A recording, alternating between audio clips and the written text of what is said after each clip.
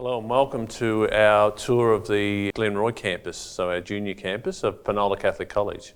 For those of you who don't know me, I'm Chris Caldow. I'm the principal of Penola Catholic College, and I hope you enjoy the tour today. Penola Catholic College was established in 1995, and it was the amalgamation of three schools.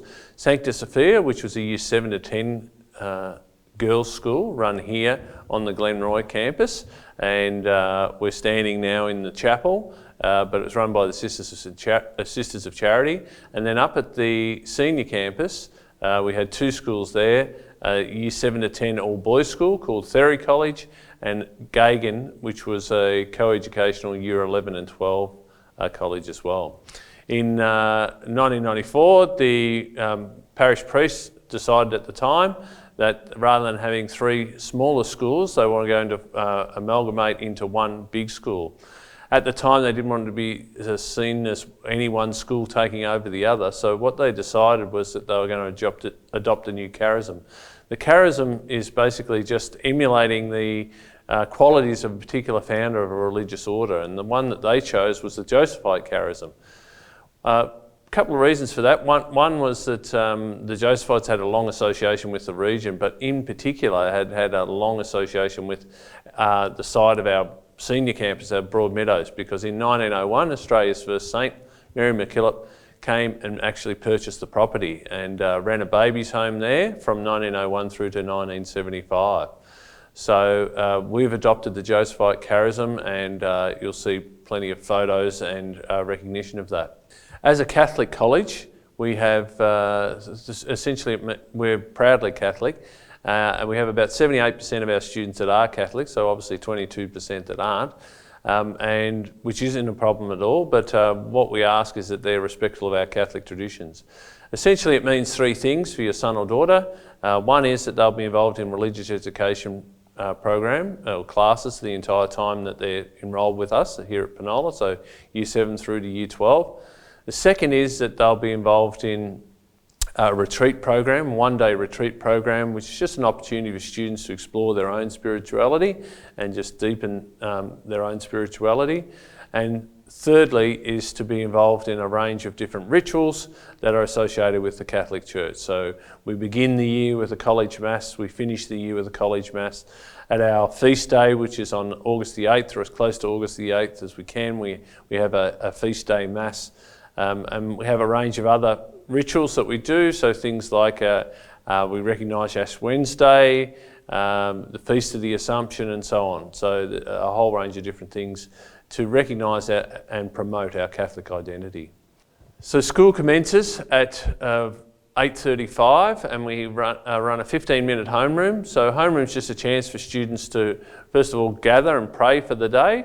Secondly, check notices, get any information about any room changes, any teachers that may be away, any sort of information that's relevant to that particular day. It's also an opportunity for the homeroom teachers just to touch base with your son or daughter just to see how they've been going. And then we have two 50-minute periods, recess, which runs for about 25 minutes, two 50-minute periods, and then lunch, which runs for about 50 minutes, and then two 50-minute periods, and we finish at 3:10. The vast majority of our students get here, either get dropped off by their parents, or they walk, ride, or catch public transport. So there's a whole range of students that walk from the campus up to the Glenroy train station and then go off their respective ways from there. There is a bus that's a PTV bus that goes from here to the Broadmeadows campus, and equally there's a PTV bus that goes from Greenvale to here directly. But you make contact with the school just to find out a little bit more information about that. We have a system called My Penola, which is our learning management system, and essentially it allows students to log in and access all of the information that they need for each of their subjects. Has their timetable on there. If they click on their timetable, it'll take them through to the subject page, which actually tells them everything that they need to know, any due work that they have, any assessments that are coming up, and also the resources to support their learning. As a parent, you have a separate login and you're able to access that timetable as well for your son or daughter, and you get notifications when work has not been submitted, and you'll also be able to see when work is due. So that's really helpful for you as a parent to just keep an eye on your son or daughter's progress. We report continuously online, and so once a student has completed an assessment task within a 2-week period, there'll be a numerical score given to that task and also a comment associated with that. So the next stop on our tour is just out in front of our chapel in our corridor, and essentially this is our wall where we recognise contribution of teams that have won in our Premier League. Premier League is the Sports Association of Catholic Co-Educational Secondary Schools, and so we compete against about 14 or 15 other schools in the north and west of Melbourne that are co-educational Catholic schools. And Premier League allows students an opportunity to compete against those schools. They play about 5 or 6 rounds, depending on how they've gone. If they've performed well, they get into semi-finals, and obviously if they win the semi-final, they go through to the final. If they win the final, then they actually get a pennant, like the ones that are listed here. But sport isn't, so they have about 19 different sports on offer that students can participate in. It's completely optional, so students select whether they want to be involved and try out, and if they get selected, then obviously they represent the school in that sporting team. We have a range of other co-curricular programs, so we run clubs and activities. There's about 40 different clubs on offer, and so they range from maths help, English help, homework help clubs, to things like science fiction. There's a guitar playing club, there's a movie making club, and so on, a whole range of different pursuits and interests. Again, students can be involved in as many or as little as they want. So we have some students that don't involve themselves at all in our co-curricular program, and then others that might be involved in up to 5 or 6. Most commonly, the co-curricular program runs on a Wednesday after school, but there are a range of other times that it occurs to enable students to do more than one co-curricular activity. Some things that we have, like public speaking and debating. We have a production that we run each year for Years 7 to 12 students. It's generally in the form of a musical, and it's performed at our senior campus in our auditorium, which is a 430-seat auditorium. Gives the students a great opportunity to perform on stage, but if they're not necessarily inclined that way, they might be involved in the sound or the lighting or assisting backstage. So plenty of opportunities, and we think co-curricular is a really important part of our school because it allows students to trial activities that they may never have done before. So we might have the world's best badminton player in the world, but unless they actually get an opportunity to pick up the badminton racket and practice that, then we'll never know. So that often comes through our co-curricular program. Okay, the next stop on our tour is our Product and Design Technology Wood room, or Woodwork as we're more commonly known. And so students at Years 7 and 8 all do compulsory woodwork, and it becomes elective at Years 9 to 12. Students in Product and Design Technology actually do 3 sort of things. The first is a design, they develop a design brief, so depending on their client, they'll come up with a particular product suiting their client's needs. The second is that they actually do the production, so build that product. And the third is an evaluation to see if they were going to do that product and build 100 of them, what might they do differently and how could they have improved the process. So woodwork is compulsory at Years 7 and 8. The students can go on and do wood, or they can do textiles or metal at Years 9 to 12. And they also can do a program called VET. VET is Vocational Education and Training. We have about 32 different VET programs, and so the one for wood would be VET Building and Construction. It's for students that are thinking about a career in either going on and becoming a builder or carpenter of some description, and so it gives them the real life skills. It's a 2-year nationally recognised certificate, and if they start as an apprentice builder, they start their trade school as a 2nd year because they get recognition for that VET course that they've actually completed. As I said, we offer about 32 different vet programs. 11 of those are on-site and about 21 off-site. So one of the benefits of being a really large school is that we have a whole range of different programs that cater for the individual interests and strengths of your son or daughter, but more importantly about their future career path. Okay, the next stop on our tour is one of our 2 art rooms here on the Glenroy campus. We have currently about 570 students at years 7 and 8 here at the Glenroy campus, and about 900 students at the senior campus, which is years 9 to 12. Art is obviously a critical, important part in terms of developing the students' creativity. Students have the opportunity to study art at years 7 and 8. It is compulsory, and then at years 9 to 12 it becomes elective. They can do art, studio art, visual communication and design, media, and a whole range of other pursuits within that sort of creative arts area. So students that, I'm probably the worst person to be speaking about this, I'm not artistically challenged, but for those students that are very creative and artistic, there's plenty of opportunities for them to excel in their chosen field. Okay, the next stop on our tour is one of our 3 science laboratories. Science is obviously a really important aspect for students. It tries to explain the natural phenomenon that occurs in the world. So why is the sky blue? What happens? How was the Earth created? All of those sort of big questions, but also, how do we? What makes up animals? How do cells work, and body systems, and everything else that goes with that. In science, it's compulsory at years 7 and 8. At years 9 to 10, they must do a minimum of 3 semesters of science, and then it becomes elective at years 11 and 12. Obviously at year 10, 11 and 12, the science becomes more specialised, so students have the opportunity to do biology, chemistry, physics, psychology or environmental science. Okay, the next stop on our tour is our kitchen, which is where food studies takes place. This is a really popular subject area, and it's compulsory at years 7 and 8, then becomes elective at years 9 to 12. Food shows on television have exploded, so we've got things like MasterChef and My Kitchen Rules and all those kind of things, and so it's become increasingly popular. And one of the things about students really like is they get to sample their own cooking as well.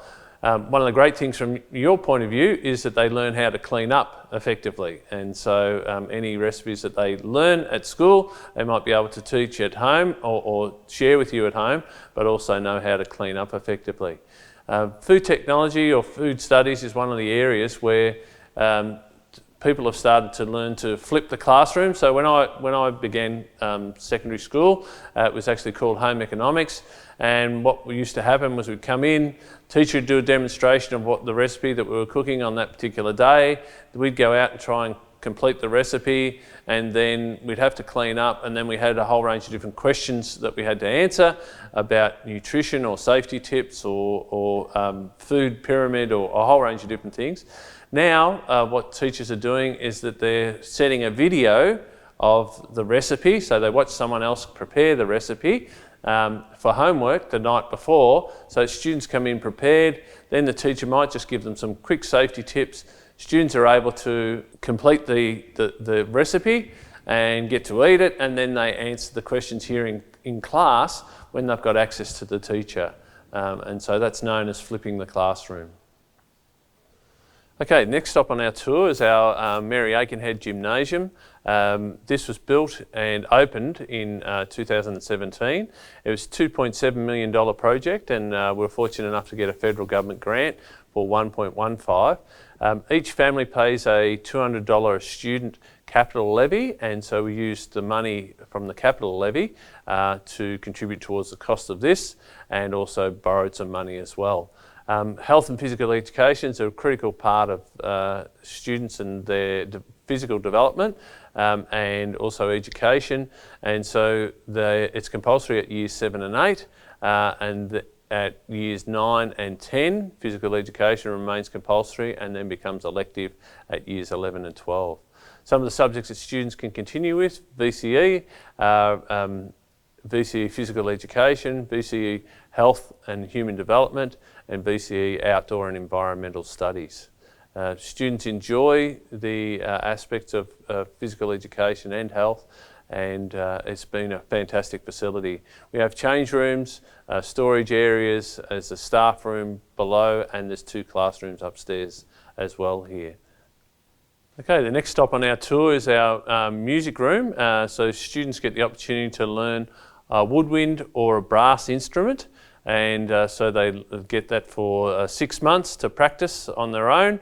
It's compulsory at year 7 and at year 8, and then becomes elective at years 9 to 12.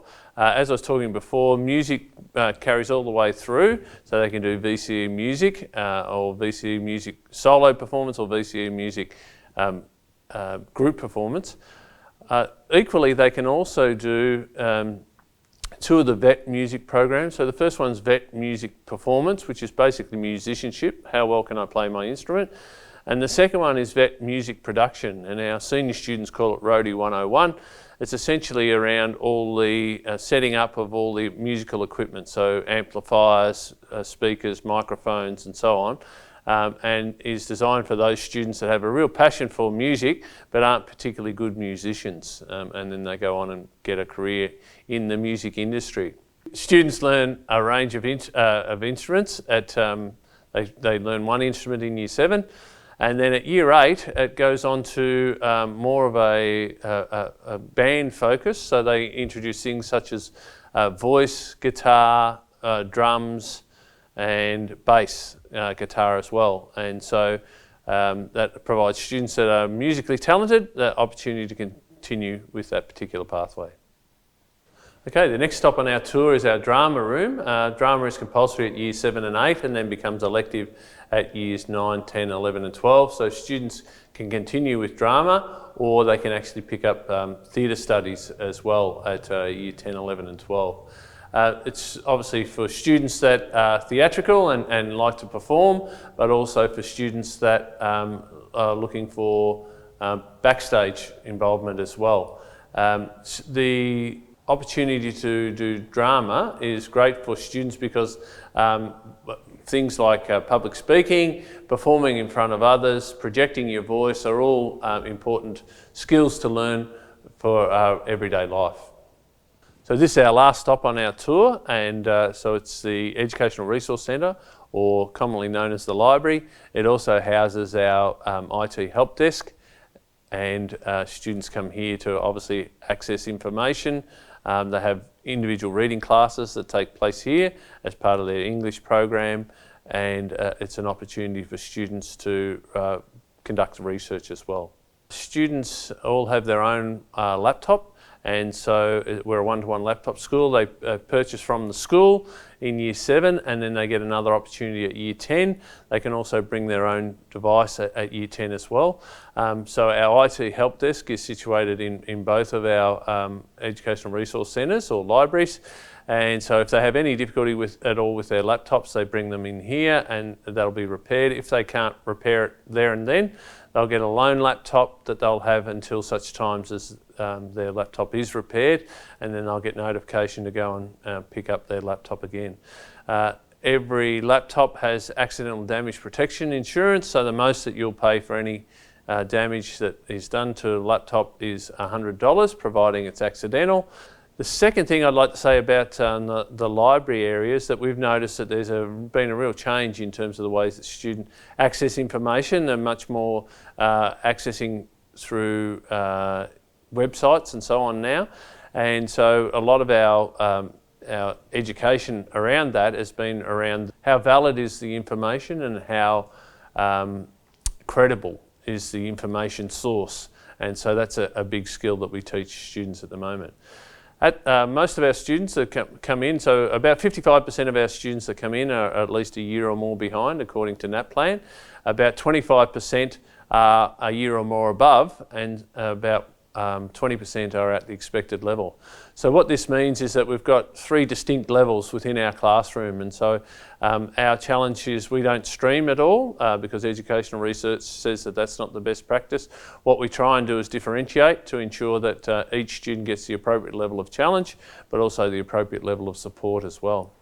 When students come into the school, we do a reading test with them, and we've got a program called Renaissance Reading. What we know from our data is that if students read a minimum of 10 books for the year at their appropriate reading age, and they will make at least 12 months of improvement in terms of their reading age. If it's less than 10 books, then they won't grow by that 12 months period. So we've classified all of our fiction books within the library according to reading age. So we're ensuring that students are choosing books that are at the appropriate level for them. So not too easy, so there's not challenging enough, or not too hard so that they struggle too much to actually get through the content. And we've found that that's really helped in terms of our literacy and reading in particular. We have a huge focus on literacy because it's a key component of education, and so we support students' literacy in a whole range of different ways. The other thing that I will talk about is just our languages program. We offer 3 languages, French, Italian and Japanese. In Year 7, students get a choice of 2 of those 3, so they might choose French and Japanese as an example. In one semester they do French, second semester they do Japanese, and then in Year 8 we ask them to choose which one they want to continue on with. They continue with that all the way through to the end of semester 1 in Year 10, and then it becomes elective from that point on. For those students learning a new language, we have many students that are coming in where English is a second language for them, and so we have English as an additional language classes. And for our new arrivals, we actually have a language centre where they're taught intensive English as well. With the language program, we have a program called CLIL, which is Content Language Immersion Learning. And so essentially what happens is that students study another subject, whether it's religious education or humanities, in that language. So as an example, at Year 9, students can elect to do religious education in Italian, or they can elect to do humanities in Italian. So instead of getting 3 periods a week of Italian, they're actually getting 9 periods. So obviously that accelerates their language skills in Italian. And so out of last year's group, we had 50 students in Year 9 that did CLIL. 40 of those students accelerated into Year 11 Italian as Year 10 students. They'll then continue and do Year 12 Italian as Year 11 students. And then there's a small number of students that are currently doing first year university Italian with Melbourne University, and so they're taught half the course here at school, and then on a Tuesday afternoon they go into Melbourne University to a lecture with the other 500 or so students that are studying first year Italian at Melbourne University.